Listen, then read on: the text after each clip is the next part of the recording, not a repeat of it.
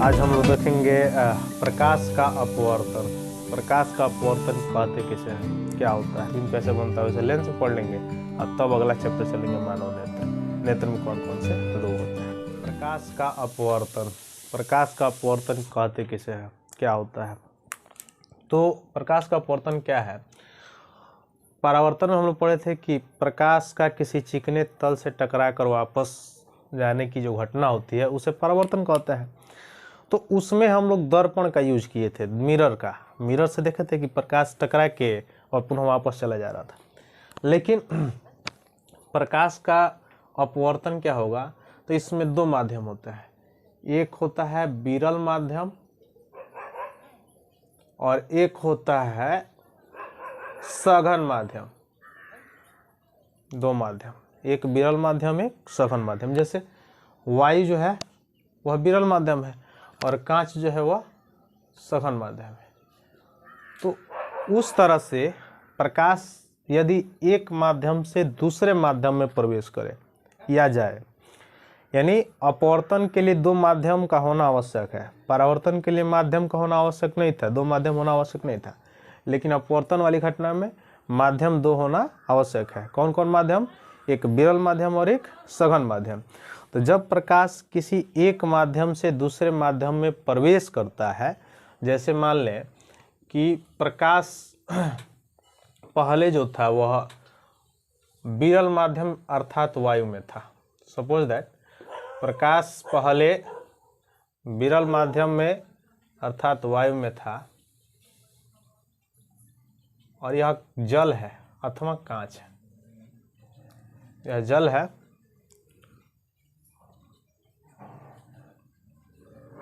जल है। तो ये हो गया जल और यह जो माध्यम हो गया वह हो गया विरल माध्यम। तो जब प्रकाश विरल माध्यम से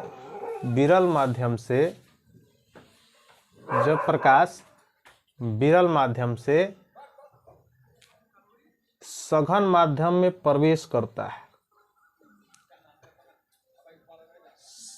विरल माध्यम से सघन माध्यम, ये माध्यम विरल हो गया और ये हो गया सघन माध्यम जल।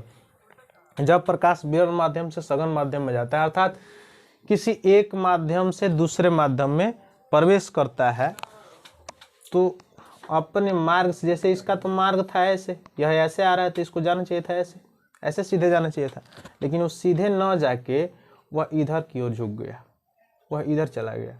मैंने जाना चाहिए था इसको इधर, लेकिन इधर से आ रहा है तो इधर सीधे निकल जाना चाहिए था, लेकिन निकला नहीं, यह इधर झुक गया।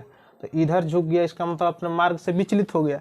तो विचलित हो गया तो इस क्रिया को हम क्या कहेंगे, प्रकाश का अपवर्तन कहेंगे। यानी प्रकाश का अपवर्तन कहते किसे हैं, तो प्रकाश का किसी एक माध्यम से दूसरे माध्यम, देखिए यहाँ दो माध्यम है, यह वायु है, वायु से आ रहा है विरल माध्यम, और यह जल है यानी सघन माध्यम। तो जब प्रकाश एक माध्यम से दूसरे माध्यम में प्रवेश कर रहा है, यानी प्रकाश का किसी एक माध्यम से दूसरे माध्यम में प्रवेश करने पर अपने मार्ग से विचलित होने की घटना प्रकाश का अपवर्तन कहलाती है। प्रकाश का किसी एक माध्यम से दूसरे माध्यम में प्रवेश करने पर अपने मार्ग से विचलित होने की घटना क्या कहलाती है, प्रकाश का अपवर्तन कहलाती है।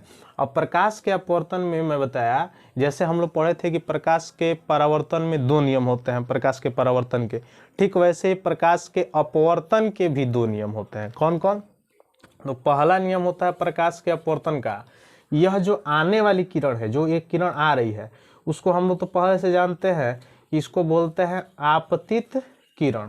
आने वाली जो किरण होती है वह आपतित किरण, और यह जो किरण आ रही है, जो निकल रही है, जो झुकी हुई है, उसका नाम है अपवर्तित किरण, क्योंकि यहाँ पे क्या हो रहा है, अपवर्तन की घटना हो रही है, तो यह अपवर्तित किरण हो गया। और यह जो 90 अंश डाला गया, खींचा गया है, यह क्या है, अभिलंब है, यह क्या है, अभिलंब है। और यह सब कहाँ पे मिल रहा है, एक बिंदु है जिसका नाम है आपतन बिंदु, इस आपतन बिंदु पर एक मिल रहा है। तो हम कह सकते हैं पहला नियम, यानी प्रकाश के अपवर्तन का पहला नियम क्या है, तो आपतित किरण, अपवर्तित किरण, परावर्तित किरण नहीं, अपवर्तित किरण, क्योंकि यहाँ अपवर्तन की घटना हो रही है। तो आपतित किरण, अपवर्तित किरण तथा आपतन बिंदु पर खींचा गया अथवा डाला गया अभिलंब तीनों एक ही समतल में होते हैं। तीनों एक ही समतल में होते हैं। पहला प्रकाश के अपवर्तन का नियम क्या हुआ कि आपतित किरण, अपवर्तित किरण तथा आपतन बिंदु पर डाला गया अथवा खींचा गया अभिलंब तीनों एक ही तल में होता है। तीनों किस में होते हैं? एक ही तल में होता है। दूसरा नियम, जैसे वहां पे हम लोग पढ़े थे उसमें परावर्तन में कि जो किरण आ रही थी उसके बीच में कोण बन रहा था I, और जो निर्गत हो रही थी उसके बीच में बन रहा था R। ठीक यहाँ पर भी बनता है, बस यहाँ पे जया के रूप में बनता है। तो यहाँ पे बनता है साइन I और यहाँ पे बनता है इन दोनों के बीच में साइन R। तो हम कह सकते हैं इसका दूसरा नियम कि आपतन कोण की जया, आपतन कोण की जया साइन I और अपवर्तन कोण की जया साइन R का अनुपात एक नियतांक होता है जिसे स्नेल का नियम कहते हैं, जिसे स्नेल का नियम कहते हैं। देखिए इसमें दो नियम समाहित हो गया, एक तो अपवर्तन का नियम, एक स्नेल का नियम। तो अपवर्तन का पहला नियम क्या है? आपतित किरण, अपवर्तित किरण तथा आपतन बिंदु पर डाला गया अथवा खींचा गया अभिलंब तीनों एक ही समतल में होते हैं। और दूसरा नियम क्या है? आपतन कोण की जया साइन I और अपवर्तन कोण की जया साइन R का अनुपात एक नियतांक होता है, एक कांस्टेंट होता है जिसे स्नेल का नियम कहते हैं। इसके आगे अपवर्तन के दो तथ्य भी हैं। दो तथ्य कौन कौन है? तो पहला तथ्य हम लोग देखेंगे, यह प्रकाश कहाँ से आ रहा था? एक माध्यम से दूसरे माध्यम में जा रहा था, लेकिन ध्यान से हम देखें तो यह प्रकाश विरल माध्यम से सघन माध्यम में जा रहा था, यानी वायु से कांच अथवा वायु से जल में जा रहा था। तो जब प्रकाश विरल माध्यम से सघन माध्यम में प्रवेश करता है, बहुत ज़्यादा कॉम्पिटिटिव एग्जामों में भी इससे क्वेश्चन आते हैं कि जब प्रकाश विरल माध्यम से सघन माध्यम में प्रवेश करता है तो कौन सी घटना होती है? तो ये तो कन्फर्म है कि अपवर्तन की घटना होगी। जब एक माध्यम से दूसरे माध्यम में प्रकाश जाएगा तो ये तो कन्फर्म है कि हाँ अपवर्तन की ही घटना होगी। लेकिन विरल माध्यम से सघन माध्यम में जब प्रकाश जाता है तो किधर हटता है? तो अभिलंब, जो यहाँ पे खींचा गया है जो दिखाई दे रहा है, यह क्या है? इसका अभिलंब है। तो अभिलंब की ओर झुक जाएगा, यानी जब प्रकाश विरल माध्यम से सघन माध्यम में प्रवेश करेगा तो अभिलंब की ओर झुकेगा। लेकिन सघन माध्यम से विरल माध्यम में जाए, यानी कांच से वायु में जाए अथवा जल से वायु में जाए, तो क्या होगा? तो अभिलंब से दूर हटेगा। ठीक विपरीत है। देखिए यहाँ पे थोड़ा सा फैला हुआ है, अब फैला हुआ है तो यहाँ पे क्या हुआ? पास में हो गया। माने विरल माध्यम से सघन माध्यम में जा रहा है तो क्या हो रहा है? अभिलंब की ओर झुक रहा है, और सघन माध्यम से विरल माध्यम में जाएगा तो अभिलंब से दूर हटेगा। यानी दो नियम देखे। क्या? पहला तथ्य देखे कि विरल माध्यम से प्रकाश विरल माध्यम से सघन माध्यम में प्रवेश करता है। विरल मतलब वायु, और वायु से सघन मतलब जल या कांच में प्रवेश करता है तो क्या होता है? अभिलंब की ओर झुक जाता है। जैसे यह वायु से जल में जा रहा था, यानी विरल माध्यम से सघन माध्यम में जा रहा था, तो विरल माध्यम से जब सघन माध्यम में प्रकाश जाता है तो अभिलंब की ओर क्या हो जाता है? झुक जाता है। तो झुक जाता है कहाँ? अभिलंब की ओर। और जब सघन माध्यम से विरल माध्यम में जाता है, अर्थात कांच से वायु में जाता है या जल से वायु में जाता है, तो क्या होता है? अभिलंब से दूर भगता है, दूर हटता है, दूर हट जाता है, अभिलंब से दूर हट जाता है। तो दो कंडीशन, जब प्रकाश विरल माध्यम से सघन माध्यम में प्रवेश करे, अर्थात वायु से कांच अथवा वायु से जल में प्रवेश करे, तो अभिलंब की ओर झुकेगा। लेकिन सघन माध्यम से विरल माध्यम में प्रवेश करेगा तो वह अभिलंब से दूर हटेगा। दो कंडीशन हो गया। तीसरा कि इसका उपयोग कहाँ कहाँ किया जाता है? अपवर्तन का, प्रकाश के अपवर्तन का उपयोग कहाँ कहाँ है? जैसे जो स्थिर जल होता है उसको हल्का नीला दिखाई देता है, किसके कारण? अपवर्तन के कारण। स्थिर जल हल्का नीला दिखाई देता है, किसके कारण? अपवर्तन के कारण। दूसरा, जल की गहराई वास्तविक गहराई से कम दिखाई देना। जैसे देखते हैं ऊपर से दिखाई देता है कम गहरा है, लेकिन अंदर जाते हैं बहुत ज़्यादा गहरा है, तो वह किसके कारण होता है? अपवर्तन के कारण। प्लस पेंसिल अगर जल में डाल रहे हैं और डालने पर वो टेढ़ा दिखाई दे रहा है तो भी कौन सी घटना होगी, अपवर्तन की घटना होगी। अपवर्तन के कारण ही वो टेढ़ा दिखाई देगा, यानी सीधे पेंसिल डालेंगे टेढ़ा दिखाई देगा, इसका मतलब वो अपवर्तन नहीं कर रहे हैं। छोटे छोटे बच्चे देखते हैं क्या करते हैं, जलों में हाथ जो है अंदर कर लेंगे, उसमें देखते हैं अरे हाथ तो बहुत बड़का दिखाई दे रहा है, वास्तव में तो उतना बड़ा तो है नहीं।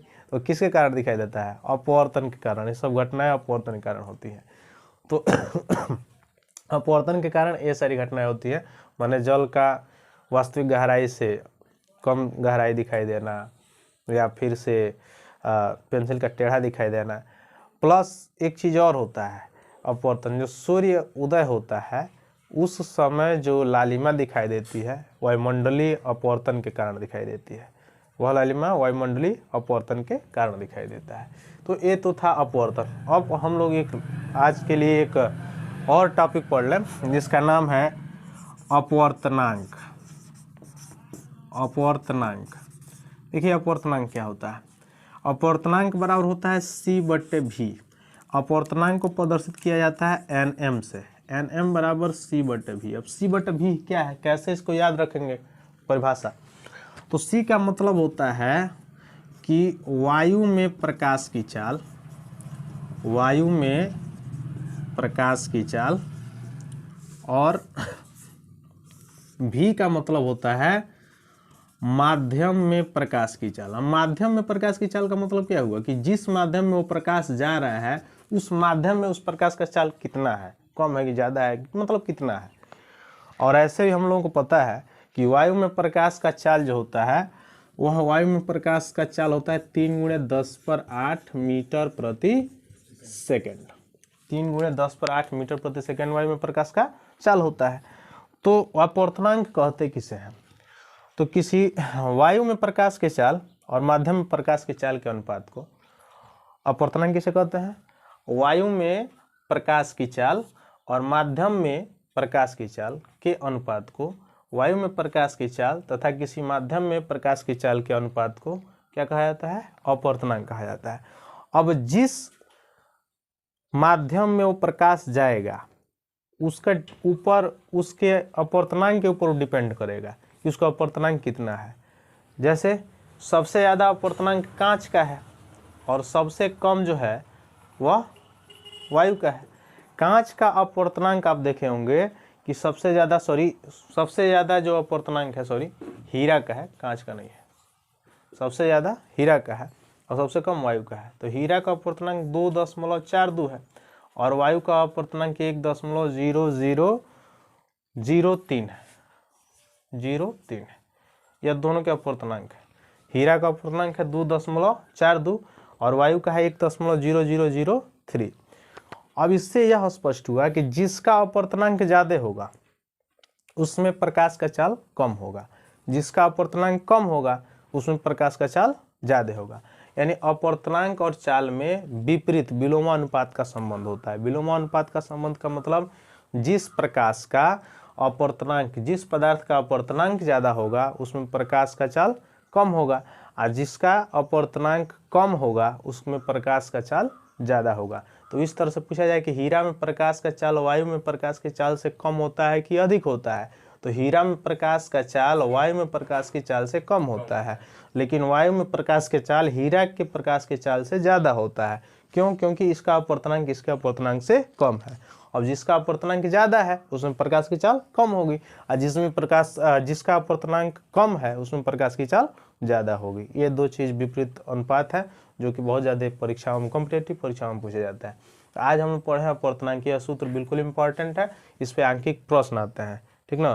जैसे दे देगा कि हीरा का या कांच का या किसी वस्तु का अपवर्तनांक दे देगा और पूछेगा कि उस माध्यम में प्रकाश की चाल कितनी होगी, तो तुमको दिया भी रहेगा कि हाँ वायु में प्रकाश की चाल 3×10⁸ मीटर प्रति सेकेंड होता है, और नहीं भी दिया होगा तब भी तुमको पता है, उसके जवाब पे तो तुमको वही भरना होगा 3×10⁸ मीटर प्रति सेकेंड, और एक अपवर्तनांक दे दिया है तो बाकी तो निकल ही जाएगा, क्रॉस मल्टीप्लाई करा लेंगे तो वैसे आंकिक प्रश्न इससे आते हैं। एक माध्यम के सापेक्ष दूसरे माध्यम का अपवर्तनांक, दूसरे माध्यम के सापेक्ष पहले माध्यम का अपवर्तनांक, इस तरह से क्वेश्चन आते हैं। तो ये जो कांच वाला सारणी है जो हाई स्कूल की किताब में सारणी संख्या 10.3 है, 10.3 सारणी है। अपवर्तनांक सब दिया हुआ है, कांच का कितना है, वायु का कितना है, हीरा का कितना है, जल का कितना है, ये सभी अपवर्तनांक आपको याद करना होगा। याद कर लेंगे तो सबसे अच्छा रहेगा क्वेश्चन हल करने में। हालांकि क्वेश्चन जब देता है तो देता है अपवर्तनांक, लेकिन फिर भी याद रहेगा तो सबसे अच्छा होगा। जैसे डायरेक्ट पूछ दे कि वायु का प्रकाश अपवर्तनांक कितना है, या वायु और कांच में किस में सबसे ज़्यादा प्रकाश का चाल होगा, वायु और कांच में दोनों में से सबसे ज़्यादा प्रकाश का चाल किस में होगा, तो किस में होगा, वायु में होगा, क्योंकि वायु में अपवर्तनांक कांच से कम है, तो जिसका अपवर्तनांक कम होगा उसमें प्रकाश का चाल ज़्यादा होगा, और जिसका अपवर्तनांक ज़्यादा होगा उसमें प्रकाश की चाल कम होगी। तो ये सारणी याद कर लेंगे। और उसके बाद से हम लोग चलेंगे लेंस पर। अब लेंस में दो तरह के लेंस हम लोग पढ़ेंगे, मुख्य रूप से उत्तल और अवतल लेंस। और लेंस के बाद से उसमें जैसे दर्पण में पढ़े थे कहाँ कहाँ प्रतिबिंब कैसे बनता है, वैसे लेंस में पढ़ लेंगे। और तब अगला चैप्टर चलेंगे मानव नेत्र। नेत्र में कौन कौन से रोग होते हैं।